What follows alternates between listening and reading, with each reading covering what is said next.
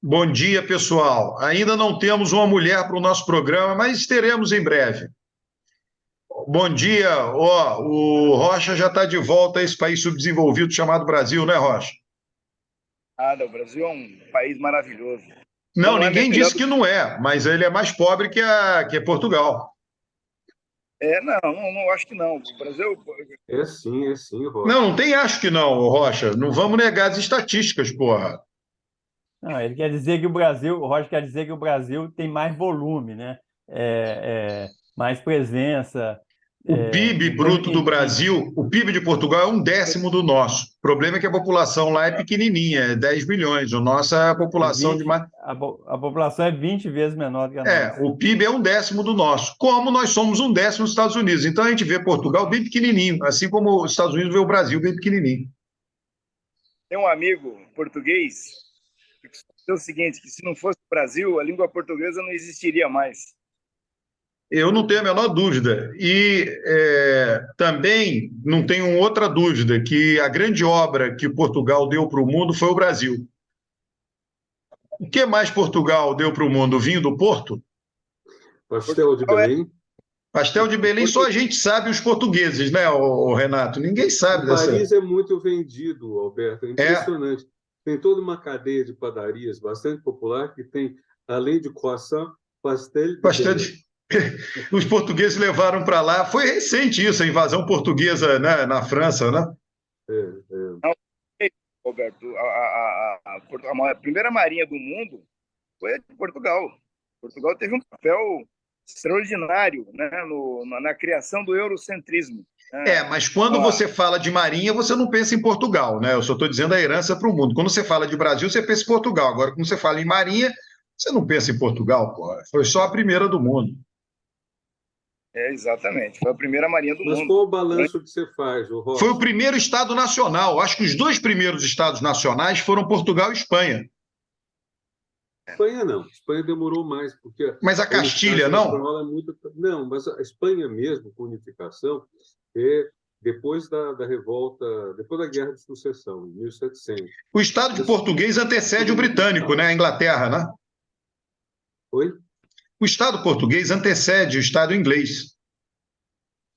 Portugal, enfim, a Revolução de 1383 ou 5, que leva à dinastia de Avis, é interessante que a crônica dessa revolução, feita por um contemporâneo, alguém da época, ela foi publicada em Portugal quando eu estive lá na década de 70, 80, com o título de A Primeira Revolução Burguesa do Mundo.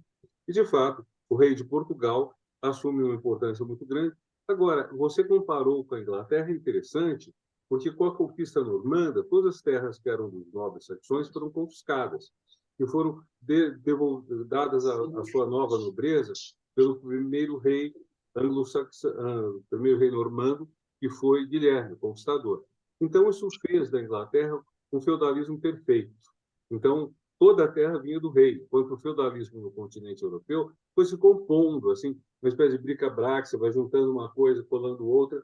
Portugal é um pouco diferente, porque com a revolução da dinastia de Avis, as terras deixam de ser, vamos dizer, não são concedidas pelo rei, nem isso é o mais importante. A monarquia e a alta nobreza investem pesado na colonização. Então, as companhias de navegação, tudo isso que você estava falando de Primeira Marinha, Rocha, está ligado à dinastia de Avis. É uma É, marca de independência, porque Portugal estava a ponto de ser anexada a Castela. Né? Então, tem esse papel todo. Aí sim, Portugal tem uma modernidade espantosa. Durante 200 anos, no fim do século XIV, até a incorporação à Espanha, e depois da morte do rei Sebastião, lá na África, em Alcácer-Quibra, nesse período, Portugal é muito importante. Aí despenca. A anexação à Espanha foi muito grave para Portugal, prejudicou muito o país. E é curioso que ainda hoje existe em Portugal uma certa disputa entre, acho que eles são liberistas, e não sei qual outro termo, mas gente que queria uma aproximação maior com a Espanha, não uma anexação, não uma fusão, e gente que é muito ociosa da independência e especificidade portuguesa. ô, Então, Rocha, você que gosta do Estado, você tem que gostar da Casa de Avis aí. Foi quem inventou o primeiro Estado nacional. Portugal é essa, mas e também é outra coisa, né, Renato, que ninguém sabe, né, que esse Estado Nacional foi inventado por Portugal, né, o primeiro, quer dizer, foi inventado entre aspas, tudo iria acabar se estabelecendo, Portugal estabeleceu primeiro. Mas, ô, Roberto, na China, tem um estado, por exemplo, quem fez a muralha da China 2.000 anos atrás foi o Estado chinês. Foi. Eles tinham um estado muito forte. E É que, lá vem esse papo anti-ocidental aí, cara. Já já vai dizer que Não também é? nessa época da muralha da China já tinha o comunismo também. Pô, falta pouco. Roberto, não, a Roberto, China, a China o, teve uma o Eustáquio frota. tem teve- razão. A gente não pode pensar a história como a gente estudou na escola. Começa com a Mesopotâmia, Egito, tudo mais, e vai dar na Europa. E aí a gente só descobre o resto do mundo com as navegações. A gente só descobre o nosso não país, ainda não país, com as navegações. Mas eu acho que seria bom a gente perguntar um pouco qual o balanço da semana. Eu queria falar uma coisa sobre o Conselhão e acho que o Rocha pode enriquecer isso. Vocês viram que foi inaugurado o Conselhão anteontem, com 246 membros. Aí eu fui olhar a composição e também o formato do Conselhão nos dois governos Lula anteriores. Quando o Lula saiu do cargo, em 2010, 11, havia 80 conselheiros e 17 ministros que faziam parte. Vamos dizer, 80 conselheiros. Tomaram posse na quarta-feira 246 conselheiros, 3 vezes mais. Está na cara que só vai funcionar na base de grupos, de comitês. E eu olhei um pouco os nomes, me chamou a atenção, porque quando o Conselhão foi criado, o primeiro título, havia um ministério do Conselhão, e o ministro era o Tasso Genro, que depois passou para educação, depois para saúde, para saúde e justiça, por aí foi.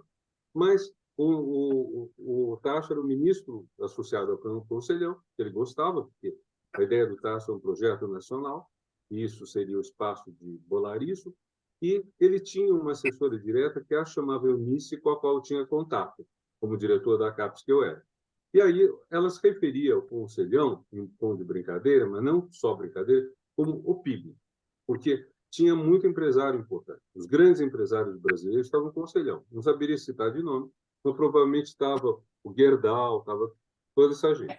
Bom, agora eu olhei, tem empresários, mas a grande maioria me parece, gente em movimentos sociais e algumas pessoas que têm projeção na mídia, como a nossa Irene Schwartz, pessoas que têm falado, têm aparecido. Então, o que está me parecendo? O Lula gosta de promover diálogo, de se colocar como árbitro, em última instância, mas ele pede, sobretudo, que os movimentos sociais façam pressão sobre ele para ele não ficar nas mãos do empresariado. Então, eu acho que esse aumento da participação em movimentos sociais vai na mesma linha do que eu presenciei em Brasília 2 semanas atrás, quando fui chamado para a reunião dos conselhos do governo. Eu sou membro nato do Conselho de Ciência e Tecnologia pela presidência da SBPC, e os conselhos do governo, cada um mandou alguns membros só, o Conselho Nacional de Educação, por alguma razão, nem apareceu, e o tom principal era dos movimentos sociais. O tom principal era deles. Tanto que até ficou uma coisa curiosa, né? Que alguns hostilizaram o hidrogênio verde, porque eles acham que o hidrogênio verde é uma coisa de empresários querendo ganhar dinheiro, mesmo que isso implique desalojar pescadores de suas vilas, etc., para estar ocorrendo isso no Ceará. Mas eu penso que tudo isso é uma forma do Lula reconhecer o papel importante dos movimentos sociais e até pedir que eles façam pressão para o governo não ficar muito conciliador, ou então para o governo fazer conciliação, sim, mas tendo uma proeminência maior desses movimentos sociais. Foi a minha impressão. Não sei, o Rocha, você é membro do Conselho, Rocha? Não. Não. Na verdade, eu decidi me afastar de qualquer função de governo, é, e acho que esse conselho ele ficou grande. Nós vamos ter um problema de operacionalidade dele. Sim, Não sei sim. como é que eles vão se organizar internamente para torná-lo produtivo. A minha preocupação é essa, que ficou muito inchado, né? Como você disse, tem muita gente de rede social. Tem que ver como é que eles vão se organizar e qual a contribuição que cada um vai poder dar nesse processo todo. Renato, existe uma discussão aí que esse tipo de coisa seria uma forma de aparelhar os movimentos sociais, né? Porque numa democracia é o seguinte, os movimentos vão se manifestar, vão para a rua, vão ter seus canais de reivindicação, etc. E quando você põe num conselho, de uma certa forma, você aparelha esses conselhos. Como é que você vê isso? Eu acho que não chega a tanto, justamente pelo tamanho e pela difícil operacionalidade, falou Rocha, é claro, 246 pessoas, você vai lá para quê? Para aparecer em foto. Porque mesmo sua palavra, você pegar a palavra é difícil. Se cada um puder falar 3 minutos numa reunião, são 12 horas de reunião. Vai falar 3 minutos. Então, eles devem se dividir em grupos, devem colocar temas. Se a coisa for bem feita, digamos, vários temas serão de finalidades sociais e não colocarão só gente em movimento social em cada grupo. Quer dizer, tu faz um grupo, por exemplo, de inclusão racial, coloca empresário também, porque tem que ter diálogo sobre isso. Isso acho que eles sabem fazer, podem fazer bem.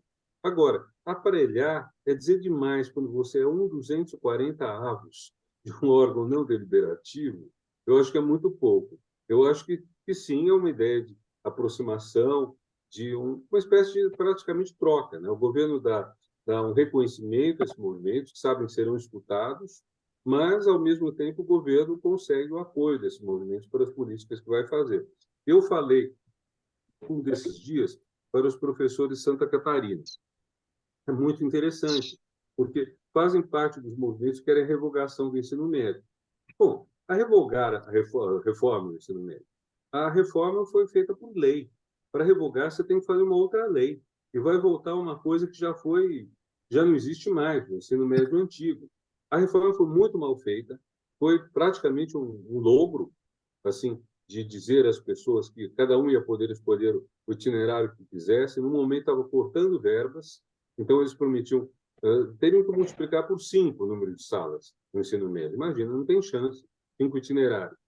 Então, não havia dinheiro para construir tanta sala, não havia dinheiro para pagar os professores, nem os que já estão, quanto mais dariam aulas a mais. Mas, em suma, para encurtar, os movimentos querem a revogação dificilmente vai ocorrer, o Lula não vai pagar mais um pedágio ao Lira, já está tão difícil para pagar e ainda não ter a entrega, como no caso da lei das fake news, e então não vai entrar nisso. Agora, esses movimentos fazendo pressão, eles vão conseguir, de alguma forma, mexer na reforma. Quase tudo pode ser mudado por portaria, por acordo, convênio. Então faz parte desse jogo político, eu acho. É isso, mas não diria que é um aparelhamento, não chega a ser. Ô, Renato, existe uma literatura, viu, Rocha, você que fala muito da social-democracia na Europa, né? Por muitos anos, principalmente no pós-guerra, tem uma literatura enorme. Philipp Schmitter era o cientista político, né? Digamos assim, uma espécie de estrela dessa literatura, falando do que eles chamam de corporativismo. O que acontece? Na Europa, a Áustria foi o caso mais típico, mas todos os países tinham, de uma maneira ou de outra, o conselhão, digamos assim, não é nada diante do arranjo europeu, né? O arranjo europeu, basicamente, era o seguinte: você tinha representação efetiva, órgãos com poder de decisão, de encaminhamento. Então, todo o Pacto Social Europeu se deu em torno da representação de sindicatos de trabalhadores, sindicatos de patrões, os chamados arranjos corporativos, tá? De uma maneira ou de outra, quer dizer, quem não seguiu muito isso foi a Inglaterra, a tradição anglo-saxã, mas de uma maneira ou de outra, em maior ou menor grau, todos os países europeus fizeram isso, em particular Áustria, Alemanha, Bélgica, Holanda, França menos, mas são os arranjos corporativos, né? O Brasil nunca teve isso, né? E esses arranjos corporativos, em algumas matérias, né, isso... De novo, tem uma literatura da ciência política gigante sobre isso. Eu li, já fiz curso sobre isso lá atrás, na minha formação. Mostrava o seguinte, que o parlamento ele era praticamente obrigado a aprovar o que fosse decidido dentro dessas câmaras. Inclusive, tinham câmaras setoriais, câmaras de decisão setoriais. tá? E muito da política econômica europeia, aí depois você veio nos anos 70 com a desregulamentação da economia, mas quando a economia era mais regulamentada, né, você tinha esse grande, né, digamos assim, uma espécie de grande conselho, né, e câmaras setoriais temáticas em que patrões e empregados tinham representação. E aí era o pacto social, né? Os patrões abriam mão de parte do lucro, né, e os empregados recebiam esse lucro, né, essa parte do lucro, e ao mesmo tempo abriam mão de revolucionar o sistema, né? Então, a social-democracia na Europa continental, em muito, os países nórdicos tiveram esses arranjos corporativos, em muito dependeu dos arranjos corporativos. O conselhão, né, entre aspas, né, é uma coisa individualizada, né? Você chama indivíduos, né, e aí tem gente midiática, né? É, é, é, seria o que no Brasil talvez mais se assemelhasse, mas também não tem poder de mando, não tem poder decisório, né? O parlamento não está atrelado às decisões do Conselhão, mas a Europa caminhou com essa. O Pacto Social Europeu dependeu por muitos anos, por décadas, né, dos arranjos corporativos. Né? Eu acho que isso é um ponto importante. O Brasil nunca teve. Né, talvez tenha tido, na época de Getúlio Vargas, alguma coisa de corporativismo, porque o próprio Getúlio, né, com a inspiração fascista dele lá no Estado Novo, mas subsequentemente, né, você tem, né, o corporativismo teve uma função muito importante, tá? Eu acho que, né, algumas decisões, se pudessem, o nosso parlamento ele é completamente, digamos assim, é, é, é, atrelado, agora não, né? Diminuiu, né? Mas até pouco tempo atrás era muito atrelado ao poder executivo, a força, poder de barganha do poder executivo vis-à-vis o parlamento era muito grande. Então era mais viável ter um arranjo corporativo que tomasse decisões, o poder executivo encaminharia tais decisões e o parlamento poderia vir a aprovar, ainda que não tivesse um caráter compulsório isso, como teve em alguns países europeus. Mas vale esse ponto, tá? Conselhão, no meu entender, é só uma via de mão dupla, não tem nada a ver com os arranjos corporativos europeus, é só uma via de mão dupla de Lula levar para eventuais opositores dele, tem muito bolsonarista ali dentro, né? Um pouco é, da propaganda do governo, o que ele vai fazer, e ele ouvir, né, os tipos de demanda. É basicamente isso, quer dizer, ele não tem poder de decisão, não tem poder de mando, e, eventualmente, o que foi encaminhado por meio do Conselhão, né, o Congresso não tem nenhum compromisso de aprovar ou rejeitar. Então, nesse sentido, é muito distante, nada tem a ver com os arranjos corporativos. Tem uma literatura imensa, tá, sobre isso, não é pouca coisa, não. Como a política, a macroeconomia na Europa, e micro também, tá? Microeconomia também, ela foi definida por câmaras setoriais, tá? Câmaras setoriais com representação de patrões e empregados. Olha, eu não acho que seja um espaço de cooptação dos movimentos sociais, de aparelhamento. É um espaço em que o governo pode falar com esses segmentos, né? Tem muita entidade que representa, de fato, segmentos importantes da sociedade.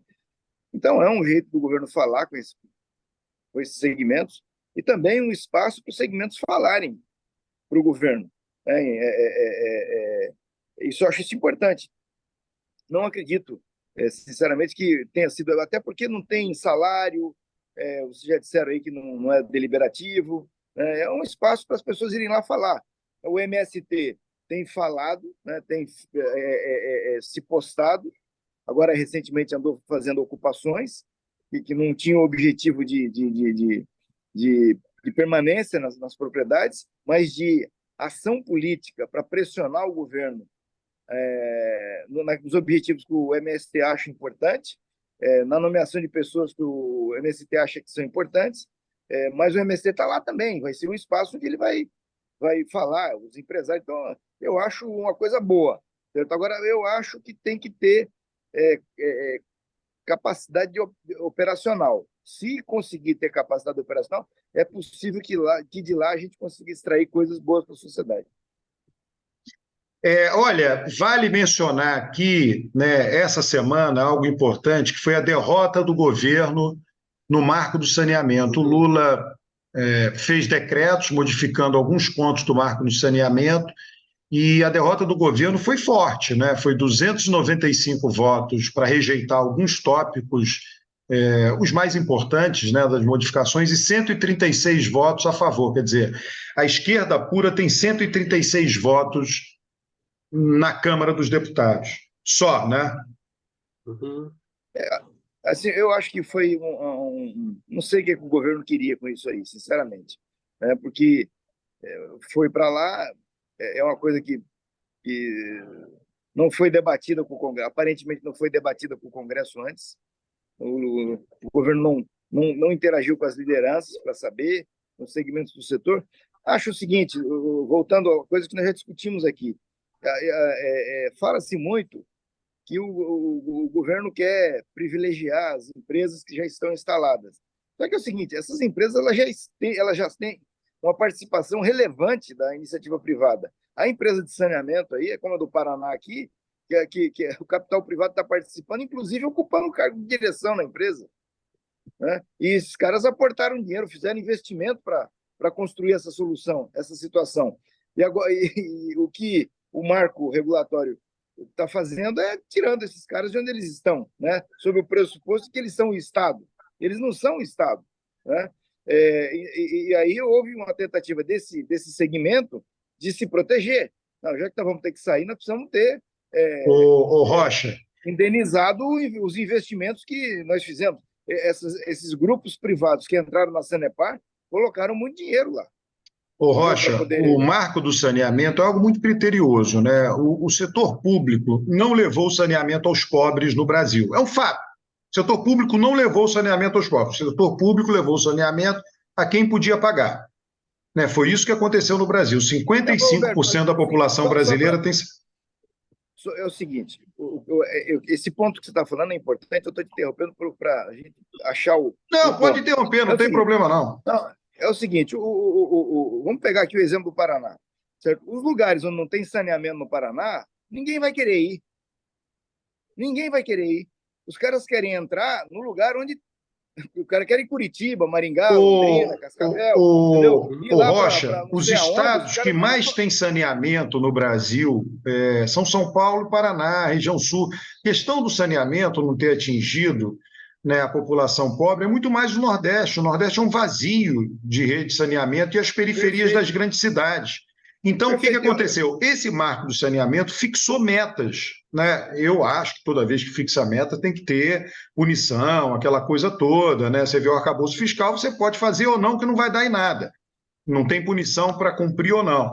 Mas a meta do atual marco de saneamento nunca foi feita. É 90% de rede geral de esgoto e 99% de água, enfim, né? E foi distribuído, né? O que eu achei que a alteração, ainda bem que o Congresso rejeitou, eu achei a alteração muito negativa do decreto de Lula, né? Que ela dizia que empresas estatais poderiam ser contratadas sem licitação.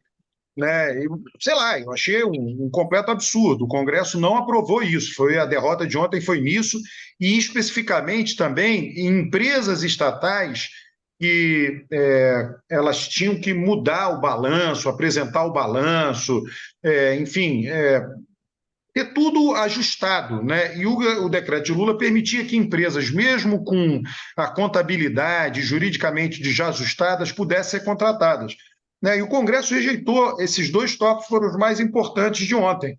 Né? Deve ter tido um lobby no Poder Executivo, basicamente um lobby de grupos de políticos, imagino, porque não interessa para os pobres. Alberto, lobby do capital privado que está dentro das empresas estatais. É isso. Mas você contratar sem licitação, a empresa é estatal de qualquer modo, o controle é estatal, entende, o Rocha? Mas isso aí, assim, então, você contratar os políticos, a vantagem de empresa estatal para político é que eles nomeiam lá dentro quem eles querem. O grande empecilho, na época que se tentou a primeira vez a privatização de Congonhas, foi o Centrão. porque tem um monte de gente pendurado lá nos empregos, lá de Congonhas, lá da Infraero, enfim. E o Centrão não queria que essa turma, porque ela aí vai ser administrada privadamente, aí você diminui, não vou dizer que zera, né? Mas diminui a chance de ter indicação política pendurada. O grande problema é que ninguém no Brasil, nenhum político no Brasil quer empresa estatal para melhorar a vida do povo. O político no Brasil quer empresa estatal para colocar os seus apaniguados no quadro de pessoal das empresas. É isso. E aí eles oferecem um servicinho aqui e acolá para justificar a existência da empresa estatal. Assim, eu até compreendo essa tua linha de argumentação, só que assim, o Brasil hoje é dotado de uma quantidade de regramento, de controles, de Tribunal de Contas, do Ministério Público e tal, e essa realidade que você traça, ela já não é mais presente na grande maioria das empresas estatais. Você pega essas empresas estatais aí de São Paulo, por exemplo, quantos cargos os políticos vão indicar nessa empresa? Quase nenhum, porque os cargos são preenchidos por concurso, todo o corpo de trabalhadores. Conselhos de empresa servem para suplementação salarial. O Haddad agora é conselheiro de Itaipu, é 50 mil por mês. Então, os conselhos de empresas estatais, aquela ministra lá do EC é conselheira de Itaipu. Então, você utiliza, né? Se fosse uma empresa privada, esse recurso não poderia ser usado. É isso que eu estou dizendo. Você tem maneira, os políticos fazem. Você pode raciocinar de uma outra forma. Vamos pagar 80 mil reais, 100 mil reais para o ministro da Fazenda, que é o que nós deveríamos estar fazendo, e aí para isso, entendeu? Então, o problema, o defeito é nosso. Não, eu não estou falando, eu estou dizendo que tem uma vantagem para os políticos de ter as empresas estatais nas mãos. E eles fazem nomeação cruzada também. Todo mundo sabe disso. No meu gabinete vai o filho de um deputado. Sim, espera um pouquinho só, Alberto, espera um pouquinho só. Eu chequei a 27 mil, não é 50 mil.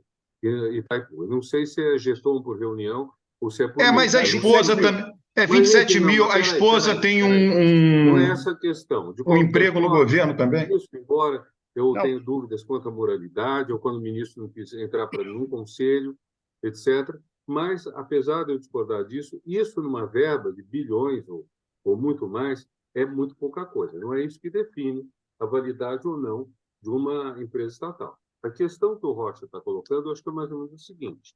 Toda vez que se fala em privatização, o argumento a favor vai aumentar o atendimento de pessoas. No caso da telefonia, aumentou sim. O que o Rocha está contestando é se, neste caso, como sucede em outros, as empresas vão efetivamente atender a quem não tem acesso ou se elas simplesmente querem pegar as concessões mais ricas das grandes cidades que já têm o saneamento básico instalado e a partir disso, oferir lucros e depois talvez devolver. Recentemente, vocês viram, houve alguns casos de empresas privadas, agora eu já não sei se foi aviação, aeroporto, o que foi, mas que queriam devolver simplesmente porque não estavam tendo o dinheiro que tiveram. E dependendo da forma que se faz a licitação, é uma coisa muito mal feita. Eu lembro, eu pegava... É o Galeão, o Galeão, eles estão devolvendo o Galeão. É isso, é o Galeão. A Supervia no Rio de Janeiro, você viu roubo de cabos. Como o governo não assegura a segurança pública, está tendo roubo de cabos em toda a linha de trem. A Supervia disse, eu não quero mais isso.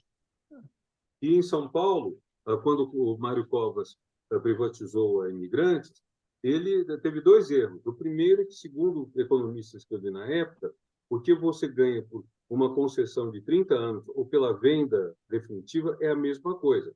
Foi vendido definitivamente, o governo perdeu a chance de, daí a 30 anos, que já estão vencendo, poder vender de novo, ou licitar de novo. E pior do que isso, a licitação foi feita de tal maneira que a empresa ficou dona daquela faixa intermediária, aquela parte de terra entre as duas mãos.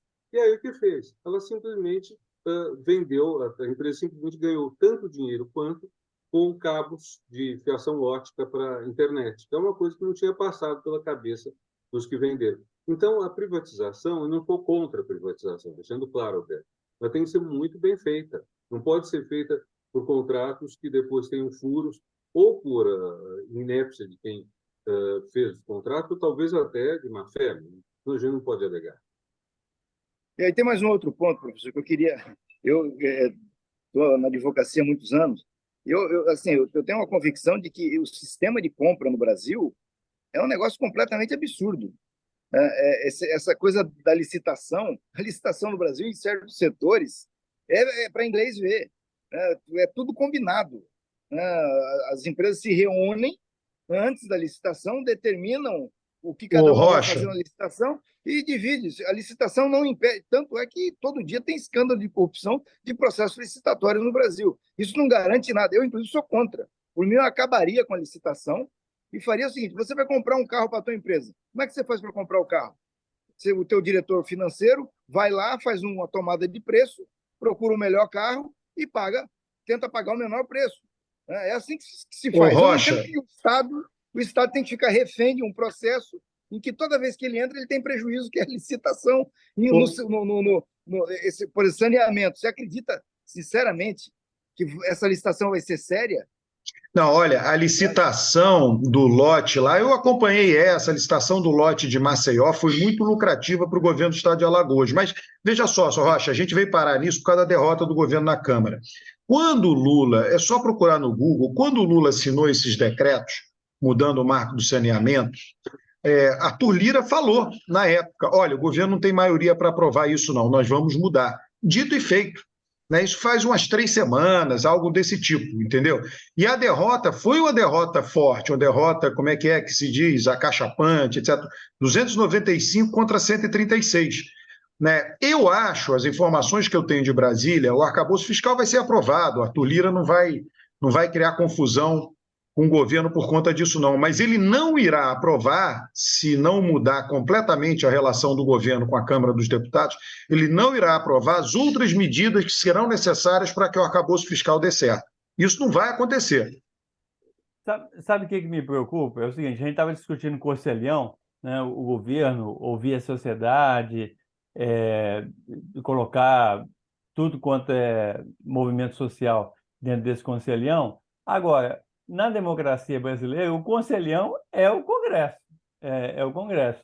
E, e dentro do Congresso, o que está aparecendo aí, juntando aí com a CPI dos atos golpistas e toda essa briga, o que está aparecendo é que o governo está perdendo muitas batalhas no Congresso. Né? E isso é preocupante para o futuro do governo, você não acha, não? O governo Eu só pioro ganha esse se fato. liberar as emendas, se agilizar a liberação das emendas, e porque são impositivas, etc., e se aceitar as indicações para nomeações a cargos dos políticos. É assim que funciona.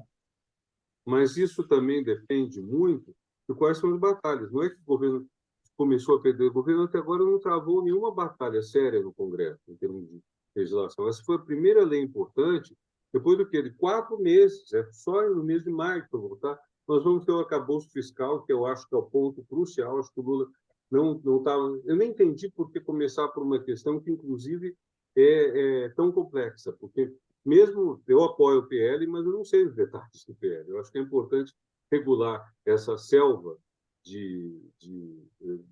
da internet, mas talvez pudesse ter começado por um outro projeto, ou mais consensual, ou mesmo pelo arcabouço fiscal, sabe? Que é um projeto que é vital para o governo, absolutamente vital. O Lula não governa sem o arcabouço fiscal e talvez até chegue um momento que ele precise, que é praticamente impossível no contexto atual, no momento que precise do apoio do Senado para tirar o Roberto Campos. Isso eu não vejo como, mas essas são batalhas de gente realmente grande. E por isso que eu acho que uma coisa pode ser resolvida da forma infralegal, que é o ensino médio, não creio que vai entrar numa pauta do Congresso, revogar a reforma. Mas, enfim, está difícil. Está difícil, tá. E que o Lula chamou as pessoas para falar disso, está chamando os parlamentares. E é engraçado que o Merval escreveu um artigo, eu até escrevi para ele, a gente se conhece, eu escrevi dizendo: bom, você contesta a criação de 37 ministérios para agradar políticos. Eu acho que ninguém aqui está muito feliz com alguns ministérios que a gente não precisa mencionar, com alguns ministros, mas o fato é que você contesta isso, mas como que um governo pode governar nesse multipartidarismo, um vasto marais, como se dizia na França, na época da Revolução Francesa, um marais que não que não é nem de direita nem de esquerda, mas que são os famosos empreendedores, pela Vareda fala. A Câmara tem 513 empreendedores. Eu acho que eu tiraria uma parte desse, mas que tem algumas centenas de empreendedores, tem. Como você governa com isso? É muito difícil, né?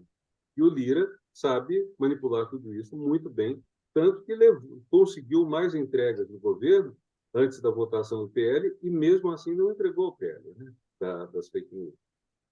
Eu acho o seguinte, o governo vai perder. Perdeu essa e vai perder outras, né? O que tem que entender é o seguinte, o que é central para o governo, o que é fundamental. Isso é que é o importante. Eu considero que essa derrota aí é uma derrota importante, tal, mas como eu penso que esse projeto não atendia interesses do governo, mas sim interesses do capital privado que está dentro das empresas estatais, certo? Essa derrota do capital privado que está dentro das estatais, não a derrota do governo. Então, o governo vai fazer o marco de saneamento, as empresas estatais vão ter que participar das licitações tal como está lá. Então, assim, essa é uma derrota para o governo que não, assim, assim, não arranca nem um pedaço, né? E, então, eu acho que tem que ter olho nisso. O governo tem um interlocutor na Câmara dos Deputados, que é o Lira, que você pode falar o que você quiser dele, mas ele não é desleal, certo? O que ele cumprir, o que ele combinar com o governo, ele vai cumprir, certo? Então, portanto, quando o governo manda alguma coisa que não foi combinada, ele não tem obrigação de abraçar, né? E esse negócio do marco regulatório das redes sociais, o Lira está empenhado. É uma coisa mais do Lira do que do próprio governo, né? Então, por isso é que está se tentando aprovar esse projeto tal como ele está. Vão dar uma melhorada e tal. Mas, enfim, eu acho que a gente tem que ter olho naquilo que é essencial, que é fundamental para o governo. Não tem coisa que é periférico. Entendeu? Ô Rocha, independente de ser periférico ou não, você sabe, né, do ponto de vista de Lula, derrotas são péssimas, né? Porque a derrota, ela pensa o clima interno no parlamento, né? Os deputados estão vendo, o governo perdeu por esse placar. Sabe uma coisa? O governo é fraco, não resolve, né? Se você não tiver um freio de arrumação muito sério, uma derrota vai cavando, né, o caminho de outra derrota, né? E aí porque vai mostrando para os próprios deputados que eles são capazes de derrotar o governo. Os deputados não querem derrotar o governo para ver o governo ir mal, etc. Não, os deputados querem dizer o seguinte: olha, enquanto o governo não me atender, eu vou derrotando o governo. Na hora que o governo me atender, eu aprovo o que o governo pedir. É basicamente isso. Então, o que foi dito essa semana foi que o governo não está atendendo os deputados. Então, assim, eu queria, só para fechar esse ponto, para dizer o seguinte: o jogo está começando. Estamos aí com o quê? Não tem 5 meses de governo. Vamos começar o 5º mês. O governo não conseguiu nomear.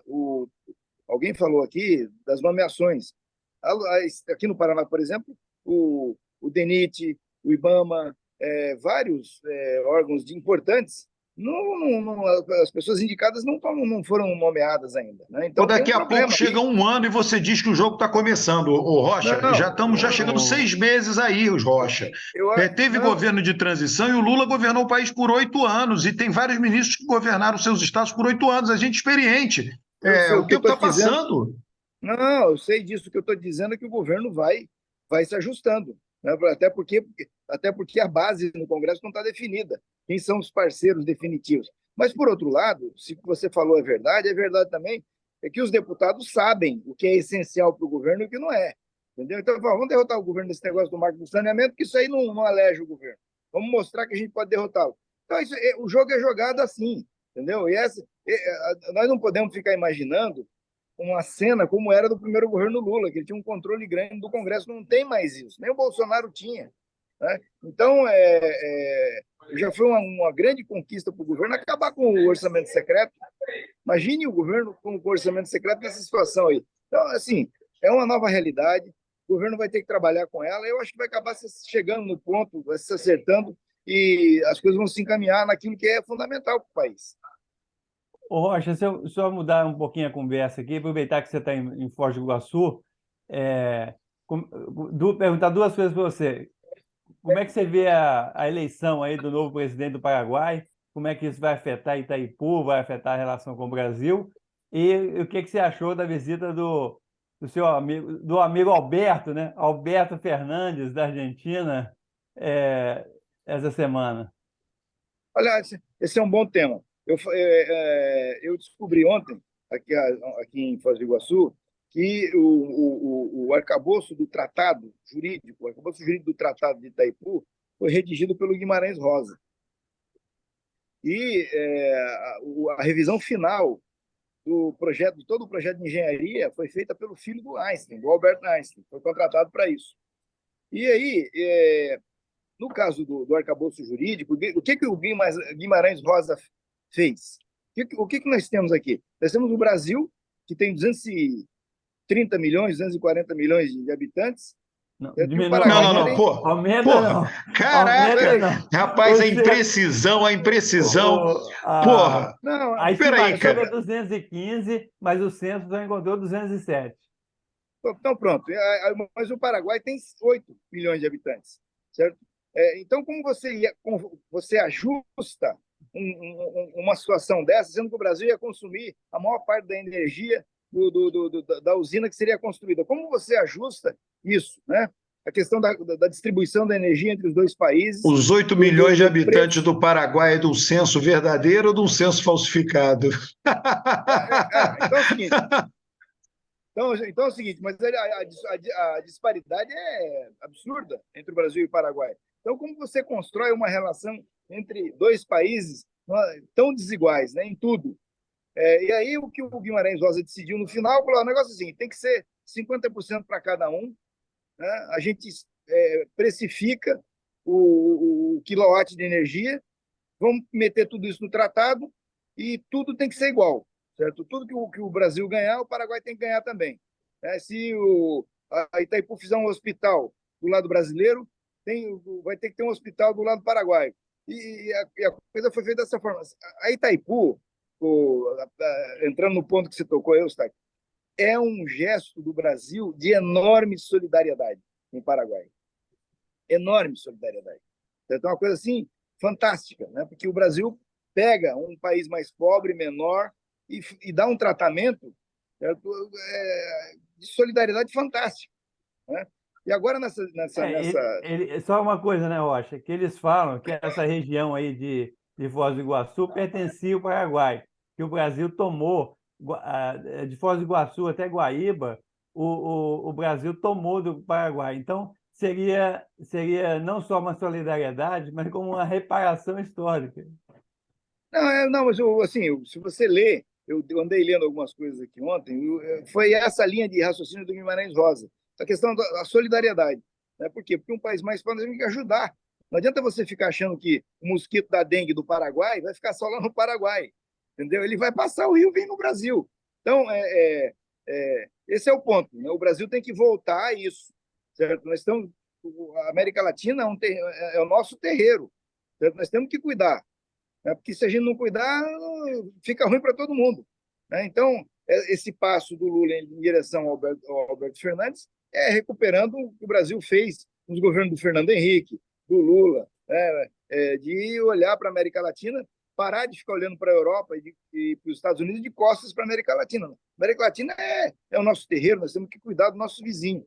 Entendeu? E o ponto agora que vem na discussão é saber o preço, né? Já foi arbitrado o preço da energia elétrica em 16 reais, acho que dólares, e eu não sei bem, mas é 16, e o Paraguai queria 20, o Brasil queria 12, certo? Aí, na média, ficou... Por que o Paraguai queria 20? O negócio do Paraguai é vender energia, então quanto mais cara a energia ficar, melhor para o Paraguai. E o Brasil, ao contrário, ele quer vender energia barata para a população. Então, há um paradoxo grande. E conseguiram achar um termo, que é esse número 16. Aí o ponto seguinte agora vai ser se o Paraguai pode ou não vender a energia dele também para o mercado livre. Esse é o ponto que vai ser discutido a seguir. Eu não acredito que vai ter problema nenhum. Esse presidente que se elegeu lá, ele é uma pessoa que tem boas relações com Lula, o antecessor dele tinha. O problema aí com o Paraguai é zero. Você está sem voz. O Paraguai, há quantos anos? O Paraguai, eu acho que é um dos poucos países do mundo que só é governado pela direita, né? Aqui É, é. Paraguai. Você sabe que outro dia eu estava vendo, eu gosto muito bom, eu como muita fruta, etc. Eu gosto muito de abacaxi. O abacaxi é do Paraguai. Você sabe que não sabia. durante o governo Lula, o Lugo foi presidente do Paraguai. E o Lugo era muito amigo do Requião, amigo do Lula. E teve um momento que o Lugo queria aumentar o preço da tarifa para o Paraguai ganhar mais dinheiro. E aí o Lula não aceitou e propôs ao Lugo a construção de uma linha de transmissão aqui de Cidade de Leste até Assunção. O Paraguai não existia, não tinha. E aí foi construída uma linha de transmissão grande, enorme, até Assunção. Isso mudou o perfil socioeconômico da grande Assunção. Certo? O problema é que o Paraguai ele não consegue consumir a energia porque ele não tem como distribuir sequer. Certo? Então, essa é uma coisa que o Brasil pode ajudar. Né? Construir linhas de transmissão pelo interior do Paraguai e, tendo energia, você tem a possibilidade de industrializar, de fazer o país começar a crescer. O Paraguai está crescendo na média de 5% ao ano, né? O que tem tudo para ser feito lá. E é uma oportunidade do Brasil. O Brasil tem que olhar para esse país da América Latina como um mercado, como parceiros de negócio. Ô, Rocha, e você foi na Unila aí?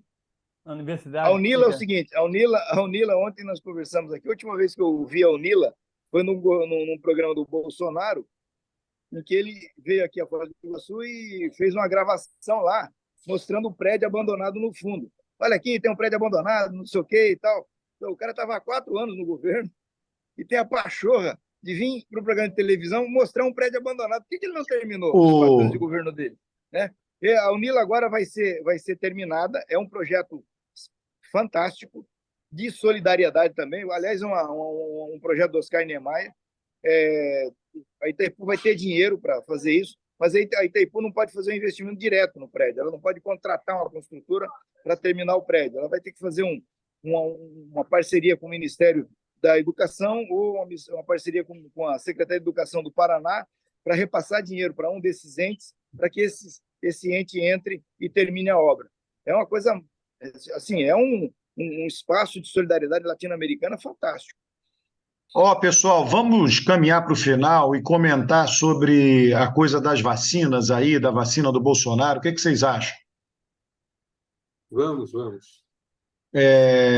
Que a defesa dele, ô Renato, é uma defesa, né? Ele precisa ser entregue para que a defesa dele não tenha valor, ele precisa ser entregue por alguém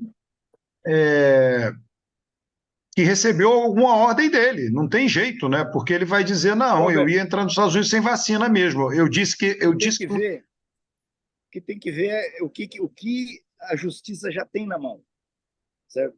Porque nem tudo está sendo divulgado, não, nem tudo é tem a coisa público, de telefone celular. Vamos ver as coisas de telefone certo? Então celular, tem né? que ver, tem conversa gravada, tem que ver Isso aí é verdade. o que foi. Se aparecer uma conversa assim, tipo, ó, é o seguinte, esse negócio de Goiás aí, se aparecer, por exemplo, o Bolsonaro dizendo, olha, esse negócio de Goiás aí não vai dar para fazer, porque isso aí vai dar, vai dar problema. Eu nunca tive em Goiás, nunca tive nessa cidade, como é que eu vou ser vacinado lá? Então vamos arrumar outra solução. Se aparece o Bolsonaro falando isso, acabou, Não, entendeu? isso aí é. Então, essa coisa dos telefones celulares apreendidos, eu acho que é o grande problema, né? Essa, de fato, Aparentemente, Estão dizendo que o Bolsonaro apaga e, pior que isso, que ele troca celular cada 3 meses. Então, talvez não haja mais nenhum comprovante. O que está muito claro, que tudo que foi divulgado, é o seguinte: esse tenente-coronel acabou. Esse tenente-coronel fez coisas erradas, ele tem que ser punido, será punido provavelmente, porque até mesmo ele diz, coloca isso na minha conta, quando ele pede para o sargento fazer uma coisa ilegal, ele coloca na minha conta. Então, provavelmente, a própria carreira dele no Exército acabou. Quer dizer, é pouco provável que ele chegar a general, praticamente impossível. Agora, a questão é saber se isso vai colar ou não no Bolsonaro, porque a defesa dele é muito simples. Eu não estava sabendo disso, o cara fez por conta própria, porque como presidente eu não precisava disso para entrar nos Estados Unidos, tanto que fui antes de deixar o cargo. Agora, aí tem muita coisa legal que a gente tem que saber. Depois de deixar o cargo, parece que tinha um prazo para converter o visto dele em visto de turista, 30 dias, talvez, uma coisa do gênero. Nessa ocasião, deveriam exigir dele a vacinação. Exigiram. Ele entregou um documento falso. Tem muita coisa que ainda depende de apuração, né? De revelação. Agora, como sempre, sobrou lá para o elo mais fraco. A funcionária lá de Duque de Caxias disse que nunca vacinou Bolsonaro, que os funcionários vão tirar, né? O João Brecha é cargo de confiança. Não sei, está preso, né? Não sei se ele vai dizer que recebeu ordens, né? Ele vai ter que ter. Assim, vamos pensar no seguinte: o Bolsonaro tinha um problema, que era aquele com o Anderson Torres. Tá? Eles tentaram libertar o Anderson, não conseguiram. As informações que tem é que o cara não está aguentando a pressão, e fico imaginando a mulher do Cheio deve ir lá todo dia visitar, ela fala, entrega tudo, entendeu? E isso deve estar fazendo água lá. Você viu que aquele jurista, o Rocha, Lênio Streck, criticou a prisão do Anderson Torres, né? Vai ter um artigo dizendo que era lavajatismo, etc., né? Não vi. É o seguinte, você escrever sobre situações que você não conhece plenamente, porque quem é que tem acesso ao processo e sabe o que tem dentro desse processo? O que está acontecendo? As informações que a polícia tem e tal. Então, eu acho temerário esse tipo de crítica, né? Eu acho que você tem que primeiro ter os elementos todos para formar uma convicção. Certo? O fato é que ele é um elemento central na questão do golpe. Tá? E o país vive um arrependimento da anistia dada aos militares no final da ditadura, né? Mesmo as pessoas que concordaram com aquele pacto que teve, hoje afirmam que nós devíamos ter tentado punir e tal. Eu acho que esses caras aí, sendo esses dois, mais esses 200 que estão presos, a situação deles é muito difícil. Eles vão ser sancionados duramente, entendeu? E isso é um problema para o Bolsonaro. Pode chegar uma hora que o sujeito não aguenta, vai lá e faz uma delação, entendeu? E mostra tudo que tinha lá. E a impressão que eu tenho é que o governo não tinha muito cuidado com as coisas, né? Esse negócio da joia aí, a forma como isso foi conduzida, parece que os caras não tinham preocupação nenhuma com as questões protocolares, legais e tal. Então, e agora essa questão da vacina também mostra que eles não tinham muito apego ao respeito à legalidade. Então, assim, são coisas que vão aparecendo, você daqui a pouco tem um monstro na lagoa, entendeu? Que não tem mais como... Ô, Rocha, o somatório é muito ruim para o Bolsonaro. Dia 8, a coisa agora das joias, das vacinas, quer dizer, da vacina apareceu agora, né? Não estava no horizonte. Teve alguém agora que andou se falando que sabe quem mandou matar Marielle, quer dizer, as coisas estão aparecendo, a gente não sabe o que vai estar no celular lá do Cid, não é isso? Olha, ele está enredado numa situação que eu, se fosse ele, me preocuparia, né? Porque ele está com um relator, no caso dele, que é um sujeito que não tem medo de nada, um destemido. Se tiver que decretar a prisão de uma pessoa, aí, seja quem for, ele vai fazer. Então, eu, se fosse o Bolsonaro, botava as barbas de molho. Recolher o passaporte, não pode ir para Portugal, então, é uma coisa séria, né? Eu até agora não entendi. O passaporte foi ou não foi apreendido? Eu não entendi até agora, que as notícias são esquisitas, tá? Ora diz que a Polícia Federal não quis, ora diz que o Alexandre de Moraes voltou atrás, ora diz que foi apreendido. Eu já não sei qual é o fato aí. A notícia que tem é que foi apreendido bastante, que ele cancelou aí da Portugal. O que eu li é que ele mandou apreender, mas que ele não entregou e queria entregar depois. Agora, Alberto, isso que você falou do Lênio, eu não achei nada do Lênio dizendo. Não, tem um artigo dele, não sei se é Conju. Não, foi não é muito... só o Lênio, professor, não é só o Lênio, não. O Lênio, o Pedro Serrano. Pedro Serrano, sim, eu encontrei. Assinaram. Eu acho o seguinte: a gente tem que tomar cuidado, porque todas as violações de garantias individuais que nós vimos no processo da Lava Jato, certo? Aconteceram e ficou provado que o juiz era suspeito, incompetente, que eles trapaceavam no processo, né? O Ministério Público, a acusação e o juiz. Isso é uma coisa. Nós não podemos ficar, a pretexto de ficar parecendo imparcial, fazer crítica ao processo que está em curso no Supremo Tribunal Federal, nas medidas que o Alexandre de Moraes tem tomado, apenas para parecer que a gente é democrata, a gente não, entendeu? Não tem isso. O procedimento está lá. Se você tiver alguma crítica pontual, eu acho que o Anderson Torres não pode ficar preso. Mas por que não pode ficar preso? Vamos ver e vamos ver os fundamentos da prisão. Esse tipo de crítica que tem que fazer, não essa coisa genérica entendeu? Isso aí não ajuda em nada. Ô, turma, é isso aí. Ô, Eustáquio, você falou menos hoje. Você quer fechar o programa falando alguma daquelas coisas que você gosta meio pessimistas? Não, é sempre bom. É sempre bom. Você está certo até no seu pessimismo. Eu faço a brincadeira, mas eu concordo com você. A Terra tá indo mal. Não, eu antes de começar o programa aqui, uma coisa que preocupa é o seguinte: parece que bateu o recorde de queimada no Cerrado, né? Em março bateu o recorde de queimada na Amazônia. Então, a situação do meio ambiente está mais séria do que se imaginava, né? Porque a gente pensava que com a mudança de governo, Mas automaticamente. está começando o governo, está só no 5º mês, está começando, calma. Então, mas já está no 5º mês e está batendo recorde, né? Não, está Então, começando, você tem que ser compreensível, está no início. Não, essa questão aí da desmatamento. Não, o governo, essa questão dos Yanomamis, né? O governo fez a ação correta, fez uma ação muito importante, está sendo reconhecido internacionalmente, etc. Mas a questão do desmatamento, ela está longe de ser resolvida. Então, isso aí é uma coisa muito preocupante, muito preocupante. Turma, é isso aí. Vamos parar aí, que o nosso programa está terminando enquanto o governo está começando. Um grande abraço. Abraço.